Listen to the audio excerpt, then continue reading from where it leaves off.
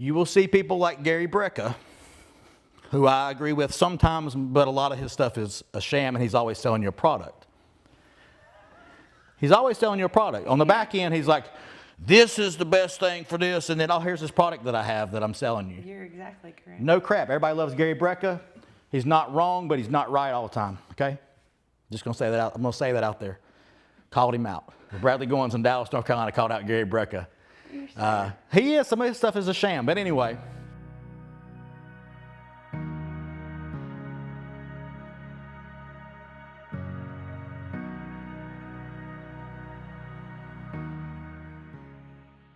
Hey, my name is Jessica Goins, and I'm the owner of OptimLife Health in Dallas, North Carolina. I'm a nurse practitioner.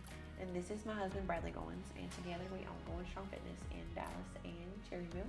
And today we're going to be talking about different kinds of sports supplements, and you know, could you benefit from them? What are different ones, and things Or are like they that. a waste of time? Yeah. So, which one do you want to start with? Well, we could talk about recovery supplements. We could talk about, well, let's talk about ones we don't like, or Okay. don't like. Do you need like test boosters or fat burners? Okay. Like those are ones that people really want to go after and get for some reason. You want to talk about that? Yeah. Okay. I think let's talk about the test boosters first. Okay. Total waste of time. Done. Yeah. So testosterone boosters, if they have any effect at all, Like the nitric oxide or. well, that's different. Okay. They could have nitric oxide stuff mixed with it, but the test boosters, generally speaking, there's nothing that's going to raise your testosterone for a prolonged amount of time. You might have some acute effect early on when you first take it, maybe androgen receptor sensitivity with something that's got like, there's some ingredients that it might have that. The benefit would be mostly placebo. Okay. It's not going to raise your blood levels of testosterone So- for a prolonged amount of time. Don't waste your money. Yeah, because they're usually like what's a month supply?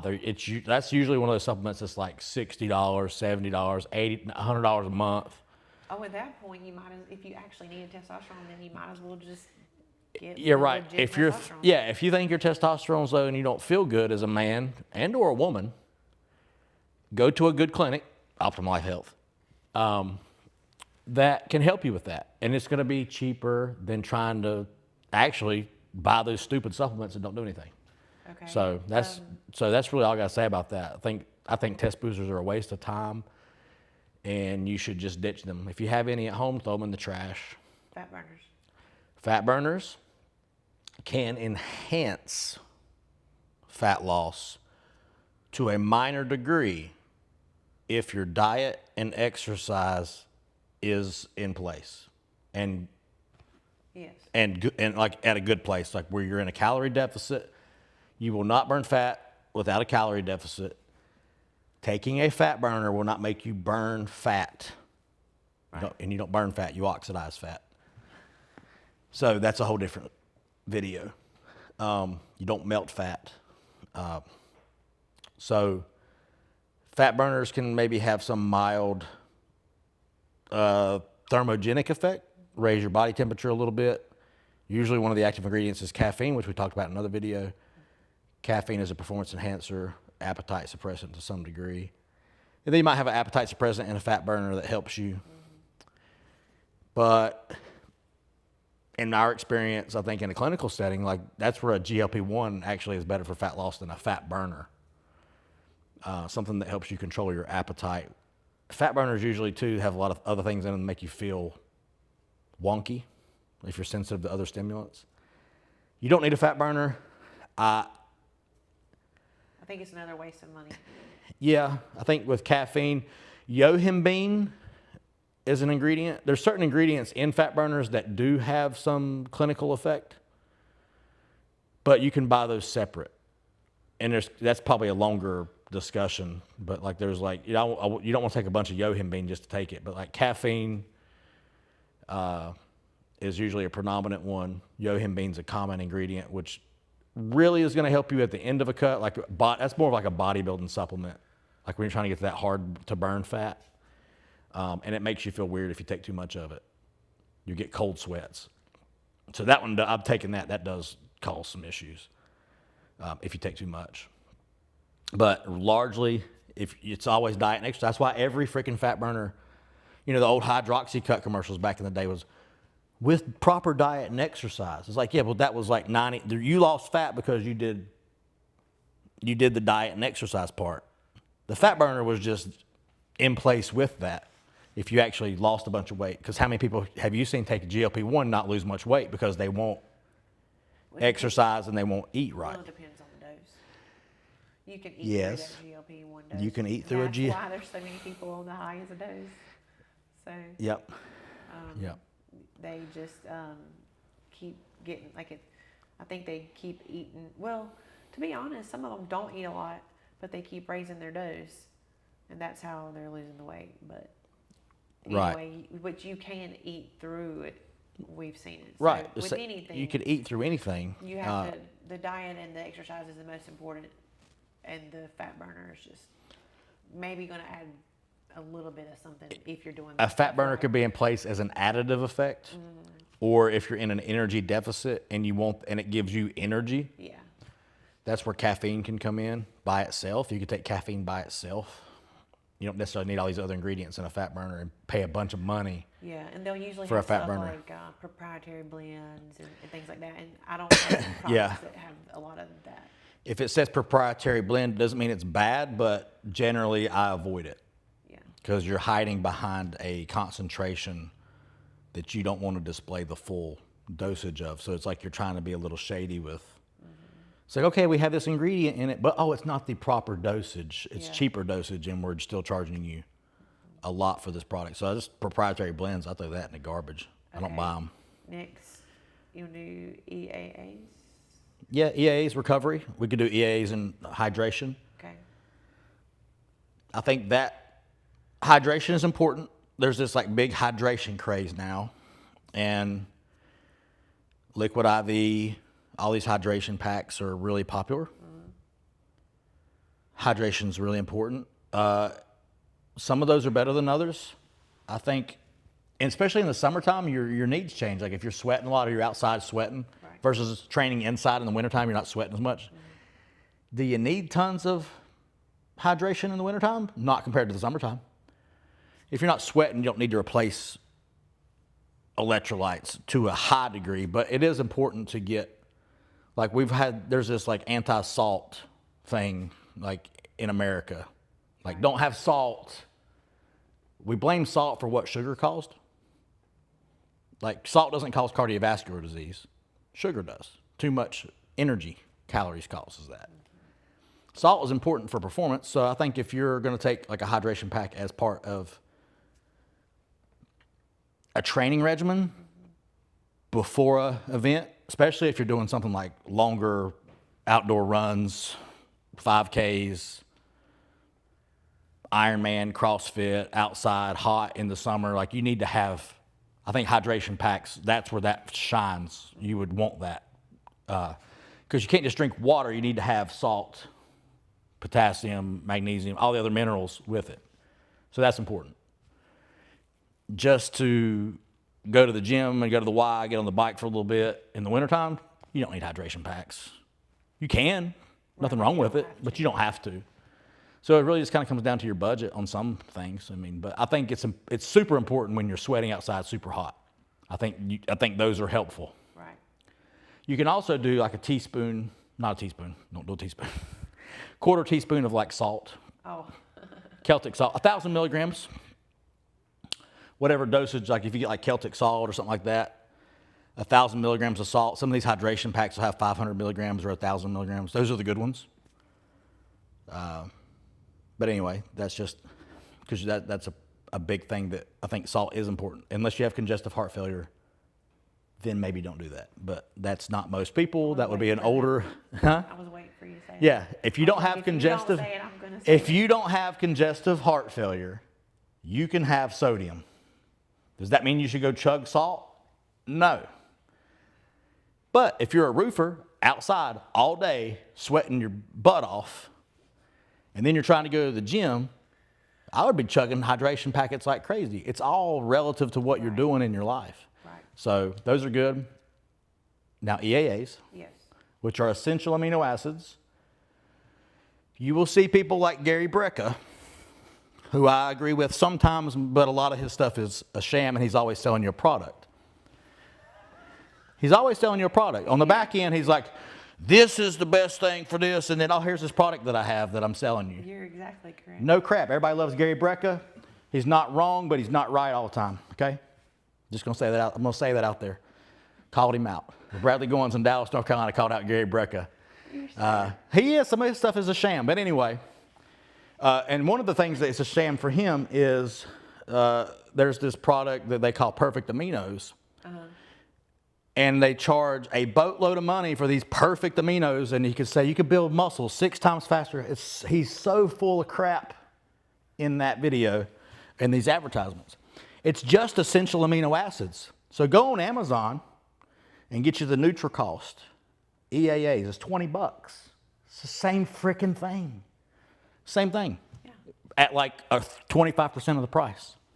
Yeah, I agree with you. Yeah, okay, well, that's what I'm just saying. I'm giving you a very clear example of why I hate these influence marketers. And why do we like essential amino I'm sorry, I went on a acids sham. over branch chain? I went on an anti-Gary Brecka No, like tirade. a long time ago, we would do branch chain amino acids, and Oh. now we do essential. And I kind of want people to understand the difference between branch chain amino acids and essential amino acids. So branch chain amino acids are just there's 3 branch chain amino acids, which are important: leucine, isoleucine, and lysine. Oh wow, okay. Or did I get that right? I don't know. It sounds. I good. may have jacked that up. If I did, It's okay. the comment warriors can get me in the comments. Everybody's watching it, so It's they're watching it. They just may not comment. Somebody that likes Gary Brecka is going to be commenting. Oh my God, I love Gary Brecka. Ooh, shut up, I don't care. EAAs. EAAs. So EAAs have branch chain amino acids in it already. EAAs have additional amino acids, which are all the essential amino acids, which is like 9 amino acids, counting the branch chain. Okay. So you have essential amino acids and you have non-essential. So the EAAs are typically just the essential amino acids that you need. Sometimes they may add the non-essential in there and say like they have extra. That's just a marketing thing. But EAAs has the full spectrum of amino acids that you need. Therefore, it's a complete protein and a complete amino acid blend, which is going to be ideal for recovery. Muscle building, yes. If you're also eating enough calories and training hard enough, yes. So what I like to do with the essential amino acids is, like, let's say that you wanted to go to the gym in the morning and you didn't want to eat yet because it's super early. Like, let's say it's like 5 or 6, and you're like, well, Fasted. I don't really want anything on my stomach to go train right now. Yeah, That when would should you be- take them? That would be a great time to like mix that up then, and then have that at that time, and just kind of fueling your body with something, but you don't feel the heaviness of like actually eating the food. Right. It's good for somebody who technically wants to fast, maybe till lunch because they do intermittent fasting. It's not like a true fast, but I still think it's important to keep that in your system. You're keeping, in that scenario, you're keeping your body in an anabolic state to some degree. You're feeding the body, your body needs amino acids for repair, recovery. It's like all life form starts as amino acids, right? Protein is amino acids. You need it. So if you feed your body that directly and you're in a fasted state, I think it's a good thing. And you're making sure that your body's not going to be burning a bunch of muscle. So if you're fasting, that's fine. If you're sick and you can't, that's a really good time. Like if you're sick, you have the flu, you can't hold down any fluids. Everybody wants to grab Gatorade. Well, okay, grab the Gatorade, but put some essential amino acids in it because you're not able to hold food down. I've done that when I'm sick. Yeah. Try to feed my body the protein it needs to help recover, keep my immune system strong as I can. I think I did that when I had my nose surgery. Yeah. Yeah. Yeah, I could well, eat as good. Yeah, post-surgery, before surgery. I mean, I take it every day.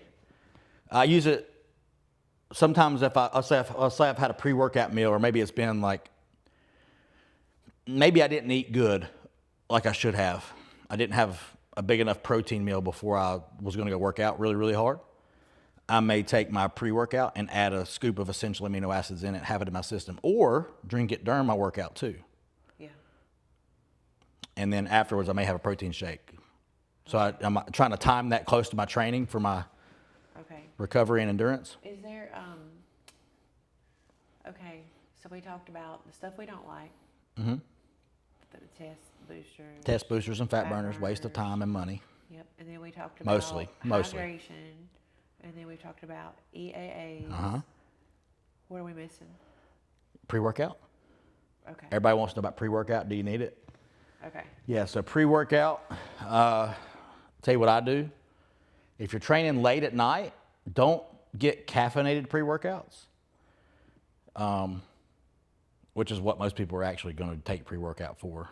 Yeah. But you're trying to go to sleep later. Like, I take pre-workout personally from a bodybuilding standpoint. I do things that increase blood flow.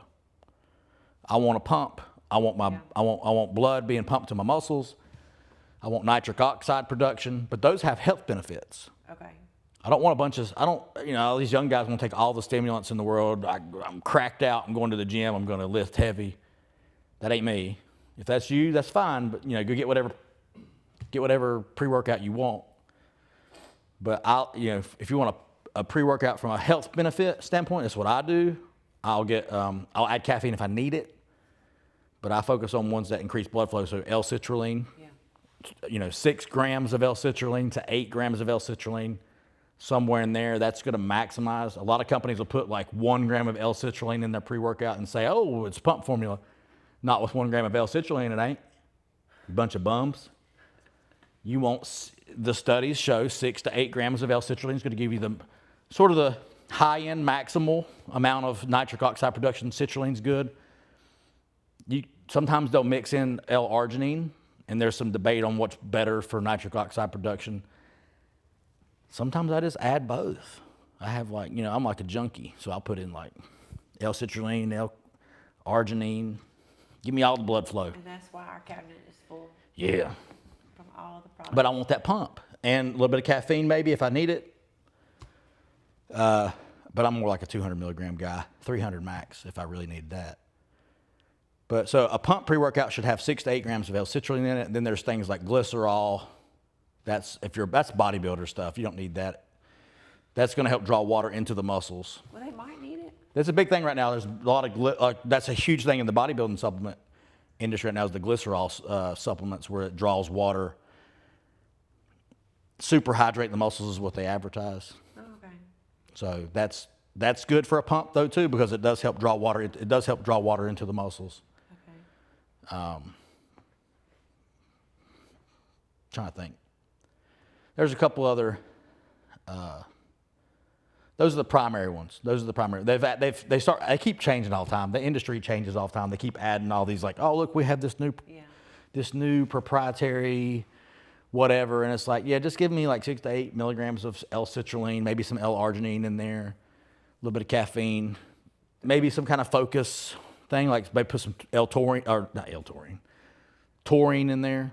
L-carnitine possibly for like a little bit of the fat mobilization and energy. L-carnitine is just... We put the L-carnitine in our IV bags.